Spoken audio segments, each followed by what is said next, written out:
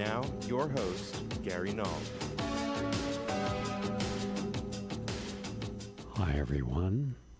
I'm Gary Null, broadcasting and video streaming live from our studios in New York City, and I'd like to welcome you. We have people all over the world from syndicated stations and over Facebook, a lot of people from Facebook watching. This program is meant to empower you. I'm going to be providing insights of how to live a longer and healthier life. For example, today, for those of you who may not be meditating, you think, well, what's in it? Is there any basis for it? Yeah, there are 12 scientific reasons to meditate. I'm going to share those with you. And then, have you ever heard of alpha lipoic acid? You should. It can help your brain. I'll explain. And also today, I'm going to answer some questions from people who are watching on Facebook. The first half of the program dealing with health and nutrition, motivation, and inspirational issues. Then we'll take a music break, and that's all you'll be seeing. But after that, if you want to come back and see the other things on the environment that I'll be dealing with, and hard-hitting social issues, guests, and topics that my larger core audience has been tuned into for over 45 years actually, you're welcome to do that as well. And you can go to prn.fm, that's PRN, ProgressiveRadioNetwork.fm, if you want to continue. But if you just want the health and nutrition part, we're going to give it to you right up front. I'm going to answer some questions about antioxidants today because it's one thing to know, gee whiz, what I'm eating, what I'm drinking could cause me to get sick a lot faster than what anyone had ever believed. So I'm going to show you how to neutralize a lot of the negative in your diet. So that's what we've got coming up to you. And also we're going to have in this segment, we're going to have some motivating insights, a short piece from Alan Watts. Alan's just one of these wonderfully lyrical philosophers of life, and it's about a Chinese farmer looking at a simple way of understanding how to look at everything in life, not just your own perspective. And also there's the story of a young girl going before the United Nations and explaining why we should be interested in the environment we live in. And then we look back 20 years and say, wow, did she nail it? Very inspirational. So let's begin. First up, I want to talk about why we should meditate. Now, this is some of the latest, and this is from Dr. Matthew Torp, medical doctor and a PhD from Authority Nutrition. First and foremost, it reduces stress. One of the reasons I suggest you go into nature, whether it's a city park, your own backyard, if you can get out into the larger world of nature, going for hiking, picnicking, it's great. I know that one of the reasons I've always lived on a farm, I'm an organic farmer. In fact, I had the first organic teaching farm in New York State in its history. In fact, the whole tri-state area. And every weekend, many of you, on Saturdays, I sometimes would have as many as 700 of you come up to the old Fertler farm up in Stone Ridge. And there you would learn about soils and how to grow sprouts and microgreens and indoors and outdoors. And I even showed once a workshop in the middle of the winter when it was 3 foot of snow. And I showed that you could go out and open up a lid and have warm lettuces growing. How to do that, how to make an insulated box and put a little light bulb in there. 12 months a year you can have produce, even when the weather is that bad. And showed people how to make tofu and how to dry peaches. One afternoon, we have photographs up on my website. You can see, you'll see what looks like tomato. And they would then use those seeds to plant the next group of tomatoes. And they would have root vegetables, cellars, where it'd be below 55 degrees, 12 months a year, and they could keep apples and carrots. And I show people you don't even have to take carrots out of the ground. You can keep them in the ground 12 months a year. So it was a wonderful teaching experience. But one of the most important parts of it was when everyone got there, either Friday night if they were staying for the weekend, or on Sunday, I would take them for a nature walk. Now, I had a 50-acre farm, and most of it was hills. And I first asked them, let's go through a walk. And so we go for a walk. And about 10 minutes later, we would finish the walk. And then I said, okay, how many birds did you hear? Didn't hear any. How many of you saw the beavers? What beavers? How about the deer? Didn't see any deer. How about the eagles? There were eagles? Yeah, all those things. I said, now let's do it as a walking meditation. What's that mean? It means we're going to go right back that same path, but this time instead of talking, which distracts our attention, we're simply going to be mindful and in the moment. Just relax yourself and just be present. Don't allow thoughts in your mind. If a thought comes in your mind, just simply say, I'm here. Just keep looking, I'm here. And we went back through, and the same 10-minute walk came back, and suddenly everyone saw all those creatures. That's meditation in nature. And that's one of the reasons that as much time as you can spend in nature, you should. Part of every year I go home. I'm in New York for part of the year, in our offices and studios and doing films and documentaries. My newest film, which I'm going to play some tomorrow, very positive, very upbeat film called Plant Codes. You're going to see 10 minutes of it tomorrow. Doctors healing themselves using a plant-based diet. Very motivational. Everybody will like it. Well, that's where I do a lot of this work. But then I go home to a ranch, and at that ranch, I'm around nature every day and working out and planting flowers is my hobby, is landscape architecture. I love to see what I can do to, wherever I have some nature, enhance it. And be with animals, and just to sit there and watch a strange rabbit come up. And the rabbit will sense whether it should fear you. That's one of the things that meditation does. It allows a greater harmonization of yourself to the environment and people you're in. You're no longer angry about everything. You're no longer carrying agitation, even doing it in traffic, so you don't get frustrated and beep your horn or yell at someone or go into road rage when the traffic's not moving. So reducing stress, which is big, very important. Why? Because stress creates cortisol, and cortisol is only meant, it's very good, it's only meant as a fight or flight. So if we're awake in the middle of the night, instantaneously our muscles are stronger, our blood pressure comes up, our breathing is enhanced, our heartbeat quickens, our mind is more acute, we can hear better, because what if we need to flee or fight? But if you're angry about something, frustrated about something, annoyed about something, you've turned on that same alarm.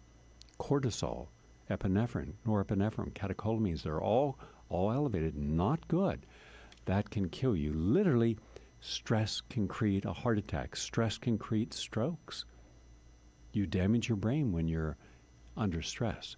So meditation does that. It controls anxiety. There's less stress translating to less anxiety. It promotes emotional health. And some forms of meditation can also lead to improved self-image. For example, if you look in the mirror and you think, wow, I'm seeing some gray hairs. My muscles are not what they used to be. Oh, I'm getting a belly. I used to be flat. If that happens to you, instead of being angry at yourself and getting stressed and then anxious, why not simply say, hey, right there, instead of being a noun, that fat on your body or that pimple on your chin, make it a verb. I'm acneing, I'm cancering, I'm asthmaing, whatever it is, it's a process. It's not a noun. Nouns are hard to change, but verbs are easy.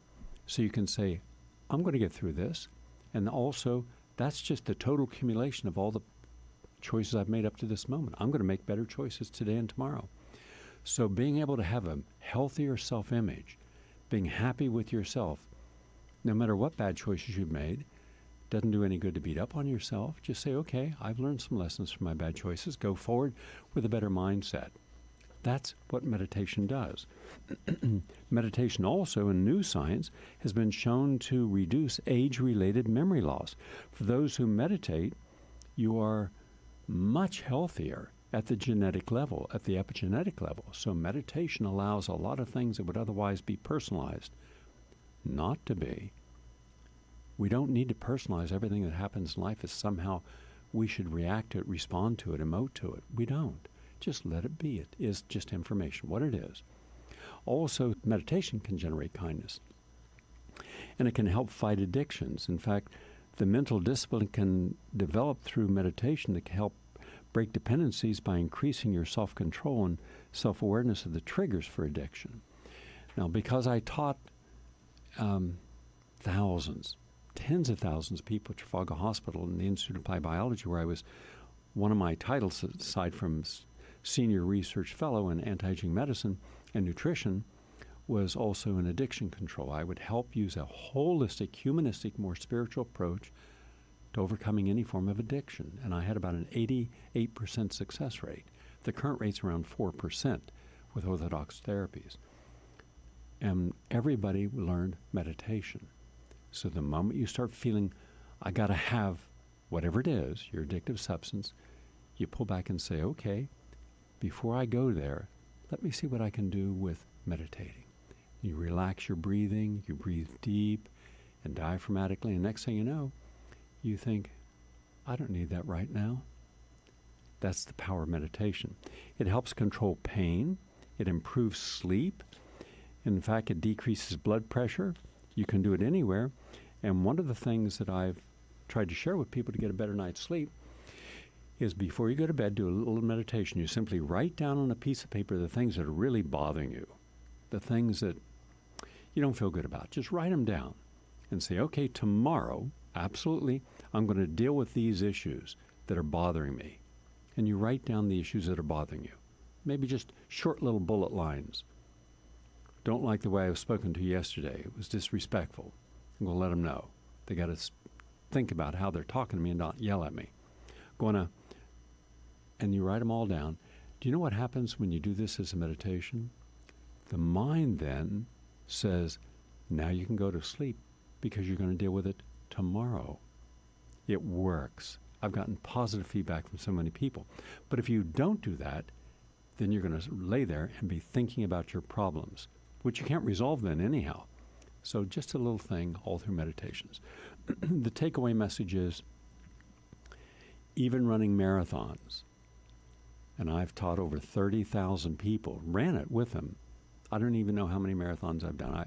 I was told 81. I don't know if it's 81, but one year I ran 7, and I was running them every year.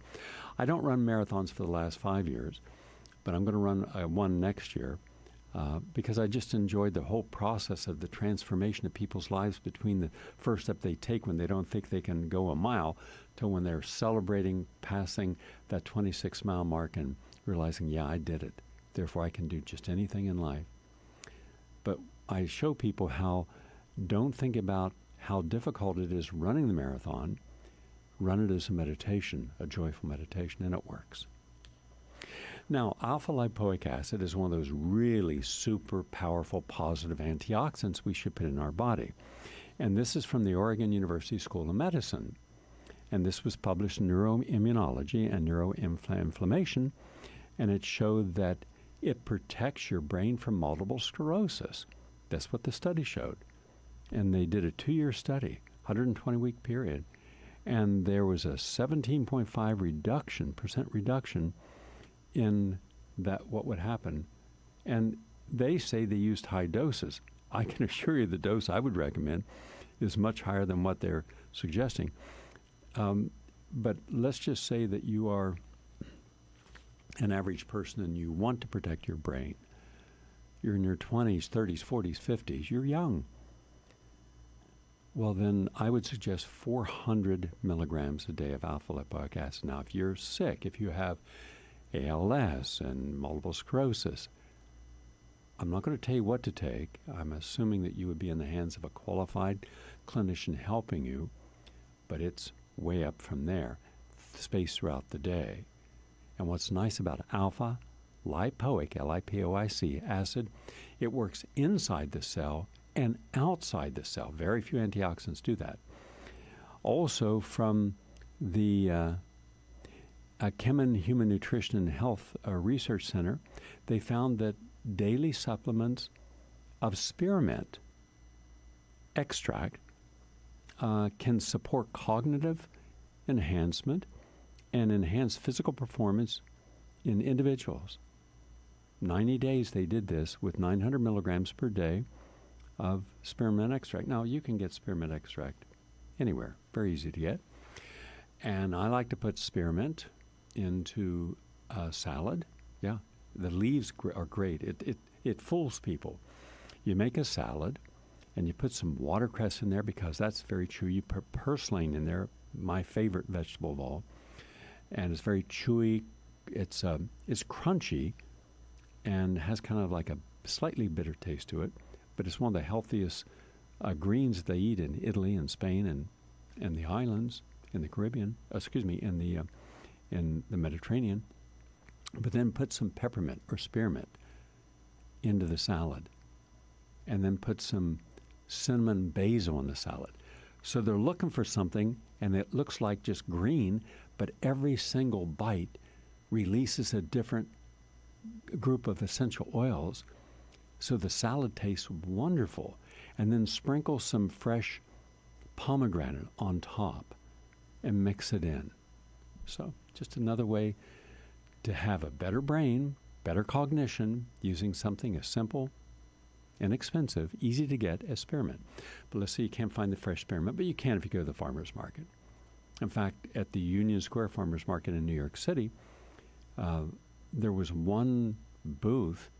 It was big, and I had never seen that many fresh herbs offered before.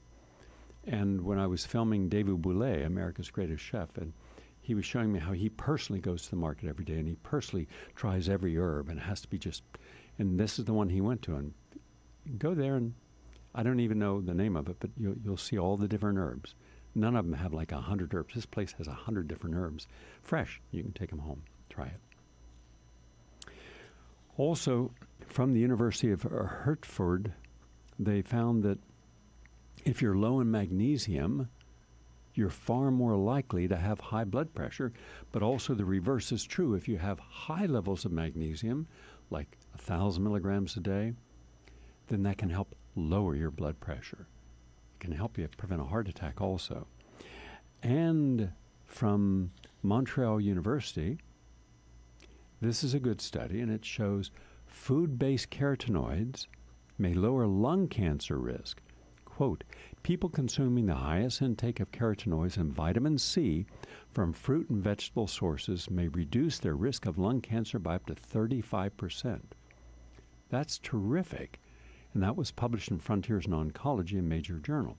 Quote, in our study, high dietary intake of B-carotene and carotene A and lycopene and vitamin C were associated with a decreased risk of lung cancer. Now, mind you, that's just one way of reducing lung cancer by 35%.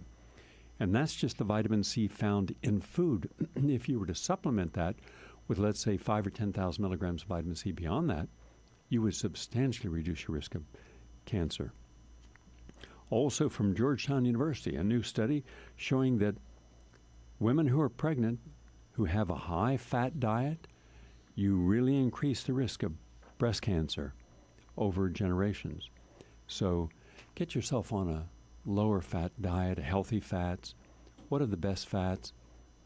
Olive oil, extra virgin, first press, organic olive oil. Stay away from the cheap brands, in my opinion, because there's a lot of fake oil coming out of Italy and Spain, and you're paying for something you're not getting. Get good brands, Bragg, Spectrum, the whole bunch of good ones. And we've posted up on my website ones that have been found to be adulterated. Very little olive oil, most of it's peanut oil and corn oil or soy oil. And then for cooking, only use 3 oils. Here are the 3 oils used for cooking. Coconut, mustard green, and macadamian. Then walnut oil, hemp oil, flaxseed oil, olive oil, almond oil. Use sesame oil. Use those afterwards or at the end of cooking. And if you think that a diet and children are not important and they can eat anything and get away with it, wrong. This is from the Journal of Neuroscience. and this is very important, and here's what it says. Poor adolescent diet can influence your brain and behavior in adulthood. Now, for those of us who work with children, and I do, who've done a study on children, I did a special study for a year on ADD and ADHD and was able to reverse it in about 90% of the kids when we changed the diet and gave them the nutrients to rebuild their intestinal microbiota, the bacteria. Everything is important that a child puts in their brain, including the nutrients. So if you're giving them sugar in cereals, animal proteins, caffeine, you are going to make a very sick child sicker as an adult. So healthy diet, essential. And finally, on the subject of health and healing, oh, by the way, in the next break, I'm going to talk about how increased air pollution cuts victims' lifespans by 10 years. Whoa. And most people are not even aware how polluted their environment is. If you go out and see the skies are clear, you think, no big deal. Yeah, a big deal. I'll explain that in the next break. But here's one thing. Data reveals farm salmon, and that's about 99% of the salmon that you're getting in restaurants and stores, to be one of the most toxic foods in the world. Quote from Amelia Kinney from The Natural Blaze, a quality source. I recommend them. Aquaculture is often celebrated as a sustainable solution to overfishing, but in reality, farmed salmon may be one of the most toxic foods in the world as a result of overcrowding, disease, pollution, and low-quality fish meal. The resulting salmon meat is often contaminated and can lack the valuable nutrients of wild-caught salmon. So I've been to salmon farms, I've been to catfish farms, I've been to tilapia farms. You don't want to eat farm-raised anything, especially shrimp. Last night, while I was doing my post-show notes, and by the way, if you didn't have a chance to hear last night, the world's #1 authority on Arctic ice and the Arctic environment, professor from Cambridge University in England, was on for the Progressive Commentary, and we talked about what happens when that ice melts, when we have an ice-free Arctic, which may happen this summer. And it's a whole hour. And he's very honest. He doesn't believe in holding back because we're all snowflakes and can't handle the truth. He just shared the truth. And he's the wisest man on the planet. There's not a human being alive who knows more about the Arctic and what happens he does. So there's no politics involved. There's no agenda. Just here's what is happening. Here's what you should know, and here's what you can do. In any case, afterwards, I wanted to see what kind of commercials. I intentionally turn on programs, see what are the programs, what are the commercials, where's America going, what are they spending their time watching. And one of these very popular shows is this show on Man, Food, and Fire and everything. I would never recommend anything anyone eats there. But in any case, they were showing shrimp on one of these shows. And no one was asking, where's the shrimp come from? Is it locally farmed? Or is it farmed out of China? Remember, the vast majority of shrimp sold in America today comes from China and Taiwan. Go up and Google farm-raised salmon, farm-raised tilapia, farm-raised catfish, farm-raised shrimp, and then ask yourself, do you really want to eat it? So just be aware. You wouldn't know that from a menu. I just don't want you getting sick or parasites. And finally, a simple classroom on the air. I try to make things as easy to understand as possible. You've heard me say many times, never confuse the complexity of a problem with the simplicity of its solution. Here's the problem. Almost all disease, diabetes, cancer, heart disease, Alzheimer's, Parkinson's, dementia, fibromyalgia, these are caused in no small measure by inflammation. Inflammation comes from the quality of the foods and beverages we consume. A cola, coffee, a soft drink causes inflammation. Now, a healthy juice, apple juice, orange juice, grapefruit juice, beet juice, vegetable juice, does just the opposite. It turns off inflammation. So you could say that one is causing a fire, the other is the fire extinguisher. It's that simple. Fire, fire extinguisher. Hot dogs, hamburgers, donuts, pizzas, pretzels, the foods that most Americans love to eat are not good for them. Now, this is not a matter of science. This is not open to debate. You can debate how you want to approach the illnesses you have. That's a legitimate debate. Do you want to go an orthodox way or an alternative way or a combination? Completely legitimate. I work with doctors all the time, orthodox doctors. They're using one approach, but they don't know about health, nutrition, and so I help this person with their bettering their diet, and the person gets better. But there is absolutely no science in the world that shows that eating a lot of sugar is good for you. There's no article ever written today in the scientific literature that says you eat pastrami, your prostate's better, your colon's better, your breast cancer risks are less. So the American diet has been tested to death. We have tens of thousands of studies. So here's the simplicity. You've got a choice of two ways of eating food, or two types of food to eat. One that creates inflammation and one that promotes healing at the cellular level. The one that promotes healing does so. Why? Because of what are called antioxidants.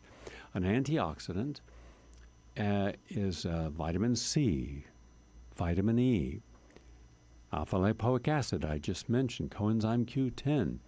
Now, each one of these does different things, like B6 is an antioxidant, and zinc, selenium, copper, quercetin, astaxanthin, the L-carnosine, lycopene, tocotrienols, bilberry and rutin, and hesperidin. These are all antioxidants. There's about 30 really good ones. These are the superstars.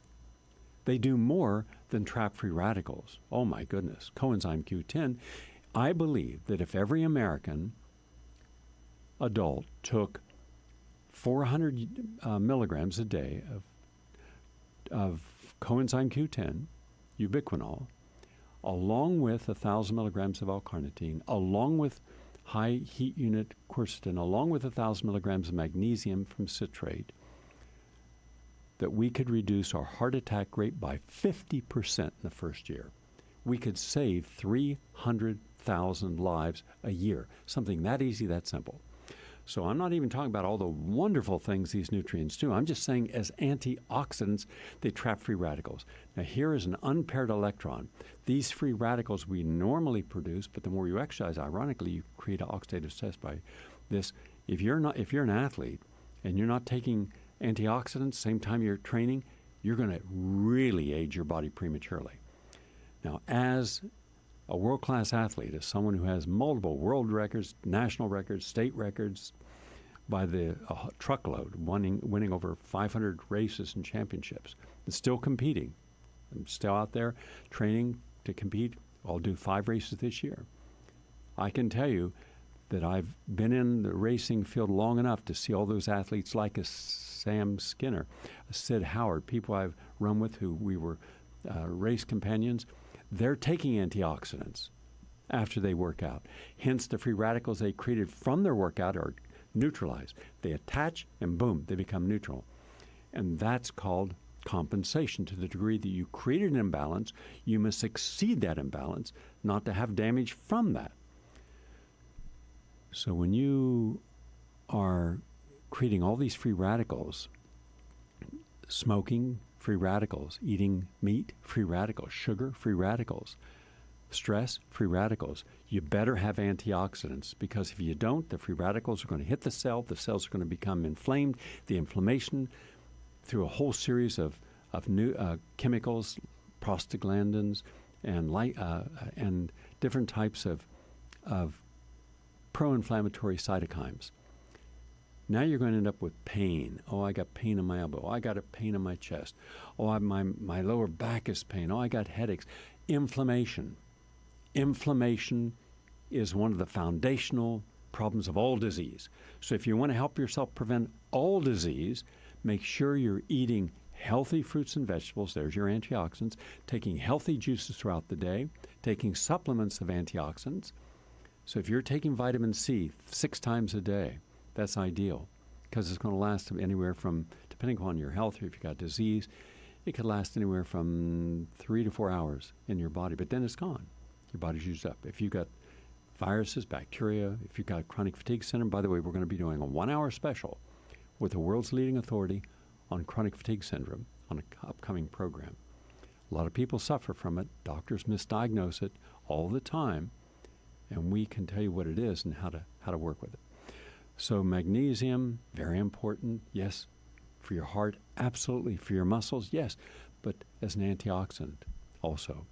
So you get more antioxidants in your body, and you're going to age slower. You're less susceptible to inflammation, which means your brain is going to stay healthier longer. You're going to keep your brain, you're going to keep your vision less likely to have macular degeneration, cataracts, and glaucoma, which are due to inflammatory reactions in the eye. And this is basic science, basic nutritional biochemistry 101. All right? Most Americans do just the opposite. They eat all the foods they shouldn't, which are pro-inflammatory, and take no antioxidants. So then they get sicker faster. So for all of you who are watching over Facebook, I thank you for coming on. And every day, you're only going to be watching the Health and Nutrition segment. But we're going to take you out today with a young woman who's going to share some inspirational insights for us. And boy, was she right, because we see her 20 years later. Watch this, please. Hello, I'm Severin Suzuki, speaking for ECHO, the Environmental Children's Organization. We're a group of 12 and 13-year-olds trying to make a difference. Vanessa Setti, Morgan Geisler, Michelle Quigg, and me. We've raised all the money to come here ourselves, to come 5,000 miles to tell you adults you must change your ways. Coming up here today, I have no hidden agenda. I am fighting for my future. Losing my future is not like losing an election or a few points on the stock market. I am here to speak for all generations to come. I am here to speak on behalf of the starving children around the world whose cries go unheard. I am here to speak for the countless animals dying across this planet because they have nowhere left to go. I am afraid to go out in the sun now because of the holes in our ozone. I am afraid to breathe the air because I don't know what chemicals are in it. I used to go fishing in Vancouver, my home, with my dad, until just a few years ago we found the fish full of cancers. And now we hear of animals and plants going extinct, every day vanishing forever. In my life, I have dreamt of seeing the great herds of wild animals, jungles and rainforests full of birds and butterflies. But now I wonder if they will even exist for my children to see. Did you have to worry of these things when you were my age? All this is happening before our eyes, and yet we act as if we have all the time we want and all the solutions. I'm only a child, and I don't have all the solutions. But I want you to realize, neither do you. You don't know how to fix the holes in our ozone layer. You don't know how to bring the salmon back up a dead stream. You don't know how to bring back an animal now extinct. And you can't bring back the forest that once grew where there is now a desert. If you don't know how to fix it, please stop breaking it. Here, you may be delegates of your government, business people, organizers, reporters, or politicians, but really, your mothers and fathers, sisters and brothers, aunts and uncles, and all of you are someone's child. I'm only a child, yet I know we are all part of a family, 5 billion strong. In fact, 30 million species strong. And borders and governments will never change that. I'm only a child, yet I know we are all in this together, and should act as one single world towards one single goal. In my anger, I am not blind, and in my fear, I am not afraid of telling the world how I feel. In my country, we make so much waste. We buy and throw away, buy and throw away, buy and throw away, and yet northern countries will not share with the needy. Even when we have more than enough, we are afraid to share. We are afraid to let go of some of our wealth. In Canada, we live the privileged life, with plenty of food, water, and shelter. We have watches, bicycles, computers, and television sets. The list could go on for 2 days. 2 days ago, here in Brazil, we were shocked when we spent time with some children living on the streets. This is what one child told us. "I wish I was rich. And if I were, I would give all the street children food, clothes, medicines, shelter, and love and affection. If a child on the streets who has nothing is willing to share, why are we who have everything still so greedy?" I can't stop thinking that these are children my own age, that it makes a tremendous difference where you are born, that I could be one of those children living in the favelas of Rio. I could be a child starving in Somalia, or a victim of war in the Middle East, or a beggar in India. I am only a child, yet I know if all the money spent on war was spent on finding environmental answers, ending poverty, and finding treaties, what a wonderful place this earth would be. At school, even in kindergarten, you teach us how to behave in the world. You teach us not to fight with others, to work things out, to respect others, to clean up our mess, not to hurt other creatures, to share, not be greedy. Then why do you go out and do the things you tell us not to do? Do not forget why you are attending these conferences, who you're doing this for. We are your own children. You are deciding what kind of a world we are growing up in. Parents should be able to comfort their children by saying, "Everything's going to be all right. It's not the end of the world, and we're doing the best we can." But I don't think you can say that to us anymore. Are we even on your list of priorities? My dad always says, "You are what you do, not what you say." Well, what you do makes me cry at night. You grown-ups say you love us, but I challenge you, please, make your actions reflect your words. Wise statements from a young girl 25 years ago. Those same statements can be accurate today. In fact, two of the most important environmental movements of the 20th century, getting rid of the slave labor in India, was from 14-year-old. I think they got 3 million others to help stop the child labor. So we should be listening more to some of the wise voices of the young and acting on it. We're going to take our break in a second, but I thought you'd like to hear something insightful, philosophical, from the great philosopher Alan Watts.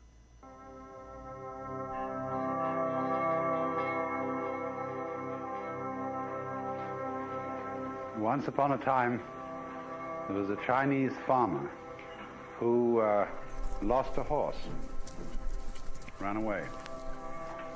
And all the neighbors came around that evening and said, "That's too bad."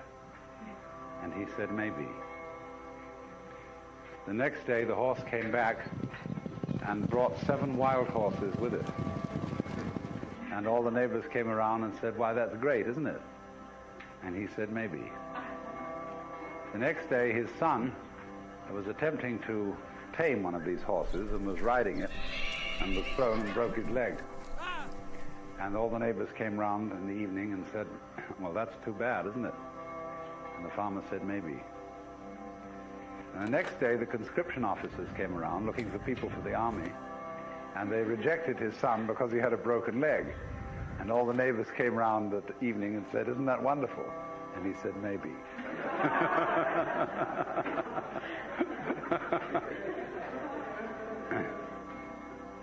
The whole process of nature is an integrated process of immense complexity, and it is really impossible to tell whether anything that happens in it is good or bad,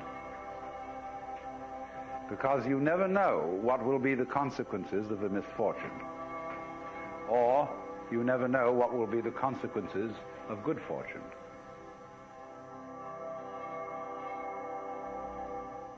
Think about that for a moment.